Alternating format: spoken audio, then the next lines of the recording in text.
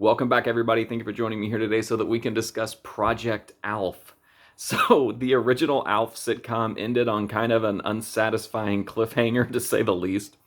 Years later, in 1996, they would make this made-for-TV movie called Project ALF that was supposedly going to tie the story together.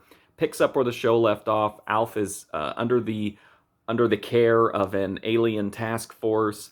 He's being kind of like not tested and probed, but he's definitely the subject of like a lot of talk about whether he's dangerous or not. In the meantime, he's running a gambling ring, blackmailing people, all the kind of things you would expect Alf to do. Then the movie is just kind of like, whether Alf can get loose or not. So I like the original Alf show. I like both of the animated series pretty well. I did not like Project Alf at all. This has very little in common with the original sitcom, or it just doesn't tie in at all. It doesn't feel like it's even from the same world. This is very like just kind of run of the mill, sterile, typical. The wackiness, the craziness isn't there. The Tanners aren't here, which is the real issue. It's just Alf interacting with a bunch of people and characters that we've never seen before. Like, yes, it's neat to see Martin Sheen in the world of Alf, but that's just not, like, the jokes are painfully unfunny. They try to push the envelope sometimes and make him seem like a little bit grown up, but it just doesn't work.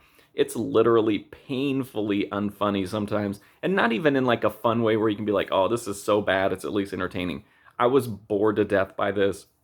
I thought it dragged on and on and on and on. And again, as somebody who likes Alf, I thought just having Alf in the movie might be enough to make it entertaining enough to sit through, but this was just really a chore to get through.